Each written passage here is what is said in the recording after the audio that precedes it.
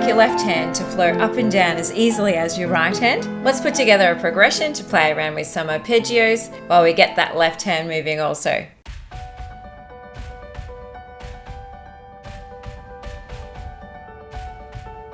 Hi there, I'm Kylie and I love to share easy tips and tricks to inspire you to learn the love of music. Today let's jump right in and create a progression and then build 3 little variations to build our arpeggio skills. And I thought this might be useful, particularly in the left hand, as this can often be the hand that isn't quite as secure. So I thought we could start in A minor and build up from the A, C, E and A. So that would be our chord 1. And let's continue up in the right hand from that C, and then we're going to put another C over to the top there as well. So there are all our notes that we can then step down to chord 7, onto a G pattern, then to an F, chord 6, and then we'll finish on a chord 5 to swing us back around. So for variation 1, let's just play a broken chord in the left hand, starting on your A, and then continue on with your right hand from the C to C. And let's just do it nice and evenly. And again, step down, and down again.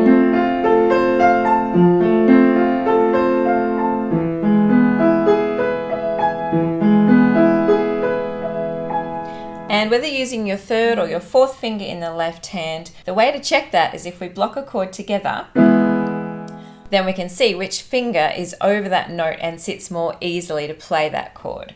So on this E chord, I would use a 3, not a 4, because that's very awkward for my hand shape there. So let's play all that together.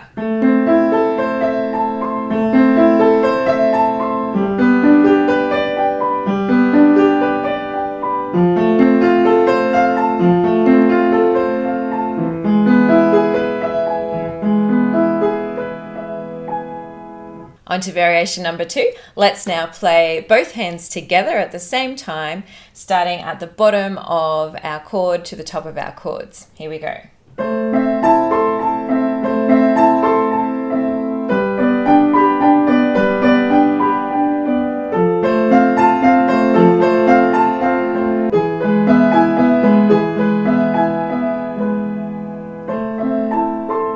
So you could see that we're stepping down there with both hands playing at the same time, and both hands were going up and down together. For variation number 3, let's now put the hands going in opposite directions. And just for the moment too, I'll get you to drop that bottom hand down another octave. So let's start with our hands out apart a little bit further and starting from our pinkies first, coming inward.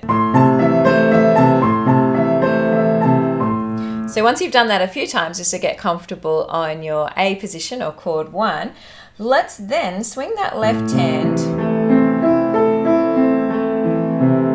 all the way up and over to do 2 octave patterns there. And then to the G pattern, swinging over that thumb there. Then to the F pattern.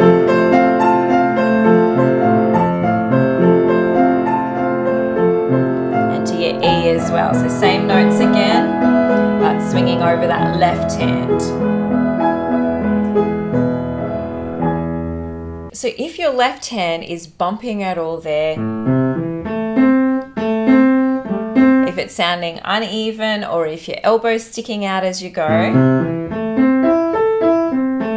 we want to be able to sneak under that thumb very smoothly there. If you'd like more support with that, I'll link to another video below, just to keep growing our technical skills there and make things as smooth and as beautiful as possible. So that's our 3 variations. Let's put them all together into a little run through, starting with hands separate and then doing together with the same ups and downs or similar motion, and then finally in the opposite motion but out an octave so that we can do an extra left hand arpeggio in there as well. Here we go.